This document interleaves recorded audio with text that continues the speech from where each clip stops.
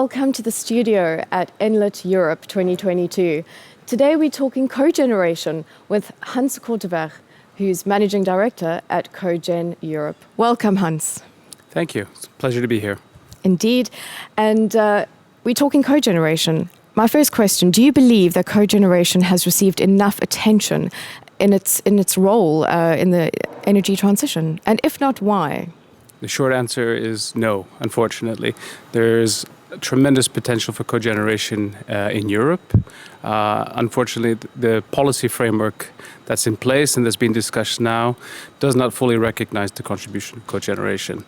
You probably have heard of the EU's 2020 targets, 20% energy efficiency, 20% renewables, etc., etc.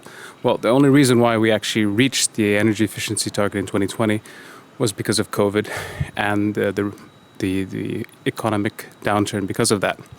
Unfortunately, now we're looking at 2030, where we're having a 32.5% increase in energy efficiency, and possibly even more than that with the Repower EU, an additional 9 to 13%.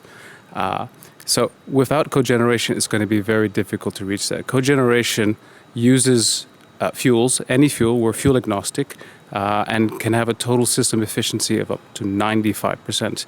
In Europe today, cogeneration provides about 12% of the electricity in Europe and about 16% of the heat. Now, through EU projects and studies, we have demonstrated that there is the technical and economic potential to double the share of electricity generated by cogeneration and heat from 15 to 25%. By 2030. But we need the right policy frameworks in place. Unfortunately, energy efficiency is a very overused word by politicians and policymakers. And when they talk about energy efficiency, they typically only focus on one part of the spectrum, which is final energy savings, which is important. It's part of the pie. This is like renovation, insulation, double, triple planed glass, etc., LED lights. But you need to look at the whole value chain. So supply side efficiencies, so producing the power, the heat and electricity, and heat, and then the transmission and distribution where there are losses. Cogeneration is decentralized, so we avoid those losses in distribution. So we need to look at the whole value chain, and we have to have an honest discussion. Indeed. In your opinion, how do we achieve that? How do we change the policy or the regulatory framework? Is it a case of changing attitudes? What needs to be done, Hans? I think it's a multifaceted answer. Policy making needs to recognize the contribution of cogeneration. Right now, we are in the midst of negotiating the final text for the Energy Efficiency Directive, the Renewable Energy Directive, a whole slew of different pieces of EU legislation, where we're trying to ensure that cogeneration is recognized for its contribution to providing energy efficiency, but CO2 reductions as well, and energy security. So we need the right policies frameworks in place.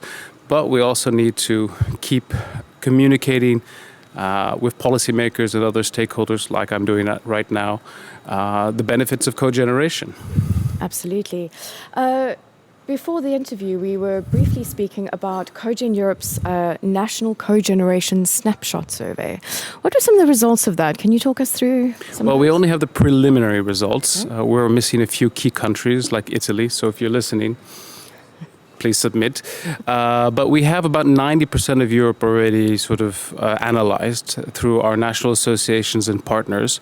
It's a mixed bag of results this year, to be perfectly honest. There are some countries where CHP is stagnating, such as the Iberian Peninsula. There is little or no growth. Installed capacity is reducing, and that's just because of unfavorable policies in place and support schemes that were in place that are no longer in place.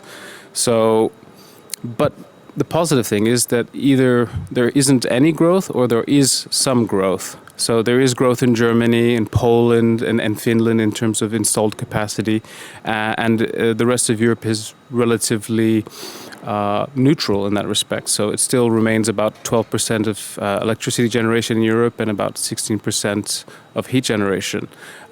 We do have a 5-year outlook, and that's more positive.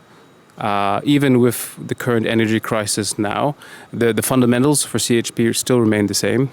If you have a good spark spread, so a good space between the price of gas and electricity or other fuels, CHP still remains very competitive in that respect, and it still has the credentials to help reduce CO2. Based on the input that we got, about 60% of the respondents said that they expect continued growth in Europe in the next 5 years or so. So some poor spots, but there's a lot of potential and there's a lot of optimism in terms of the technology and the sector in Europe. Wonderful news. And on that positive note, thank you so much for joining us. Thank you. It was a pleasure. And for more industry insights, please feel free to join our community and do visit us at enlit.world.